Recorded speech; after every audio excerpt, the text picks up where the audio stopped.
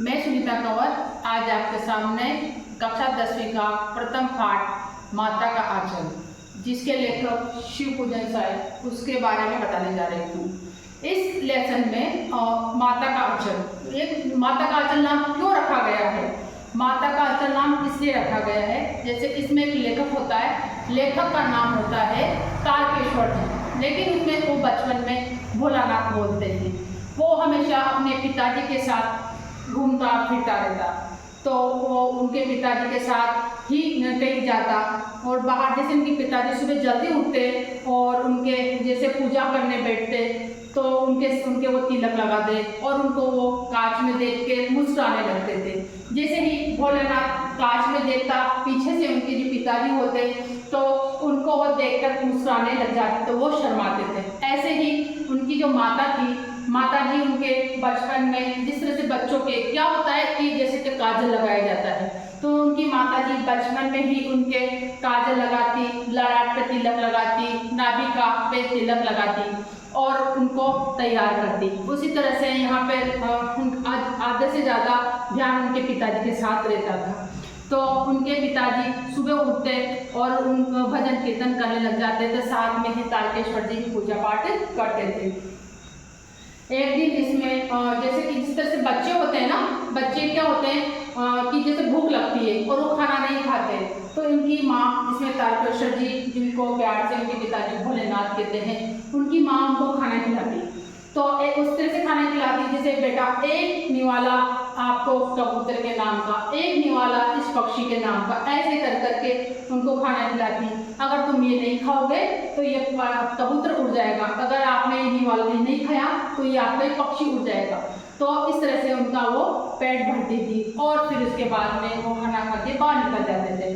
फिर एक दिन उनकी माता उनके सिर में तेल डालती है, उनके बड़े से बाल होते हैं भोलेनाथ जी के, जो इस लेसन में भोलेनाथ जी उनके बड़े से बाल होते हैं, तो उनकी माता जी उनके तेल डालती है और उसके बाद में उनको चोट करनी करती है, तो वो रोने लगते हैं। रोते रोते वो बाहर निकलते हैं तो उनके पिताजी होते हैं, तो उनके पिताजी को भोलानाथ जी उनके पिताजी को बाबू कहते हैं।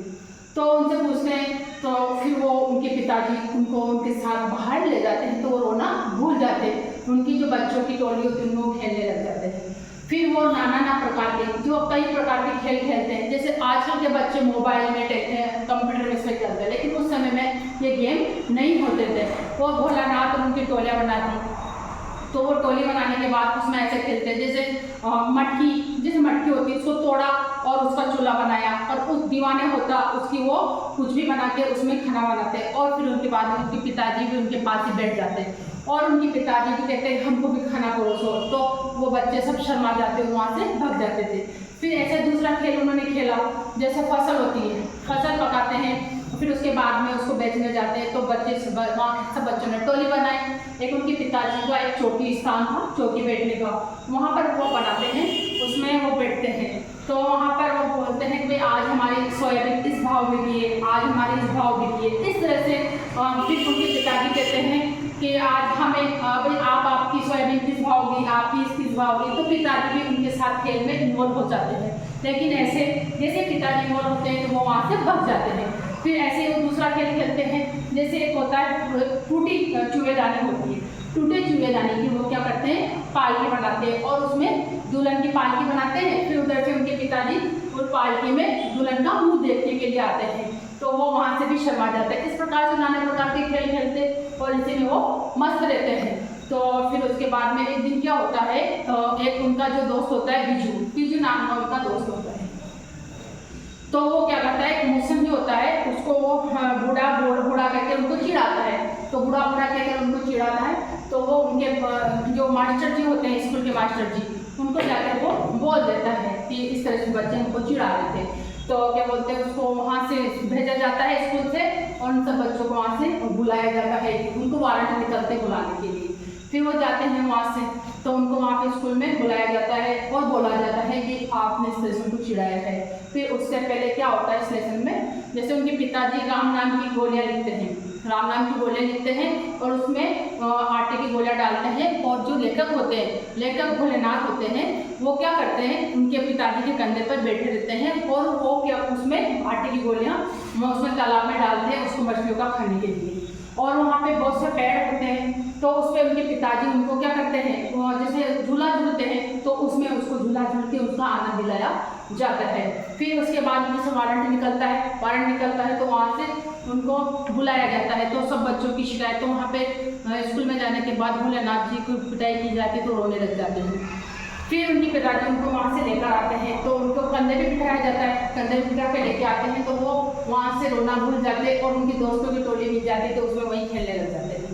फिर उसके बाद में वहाँ से जैसे वो वहाँ पे बहुत सारे गेहूँ का खेत होता है, उसमें बहुत सा पानी होता है, तो वहाँ पे उनको कई बिच्छू नजर आते हैं। फिर पास में एक चूहे का बिल था, तो बच्चों की शरारत होती है, तो उन्होंने उसमें पानी डाला तो उसने समझा वो से चूहे निकलेंगे, लेकिन उसमें क्या होता है, चूहे तो नहीं निकलते हैं और उसमें से सांप निकलता है। उसी समय बच्चे वहाँ से दौड़ते दौड़ते अपने घरों में छुप जाते हैं, किसी के कांटे चुभ जाते हैं, किसी के घाव हो जाते हैं।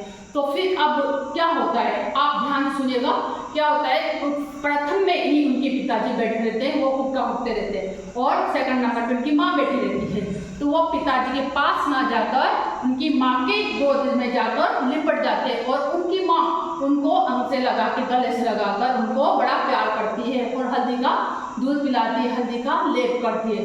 तो हमें इस कहानी से ये शिक्षा मिलती है कि जिस तरह से पिताजी एक बच्चे को प्रेम तो करते हैं, लेकिन जो स्नेह, जो सुरक्षा हम माता के आंचल में करते हैं, वो कहीं भी नहीं कर सकते हैं। धन्यवाद।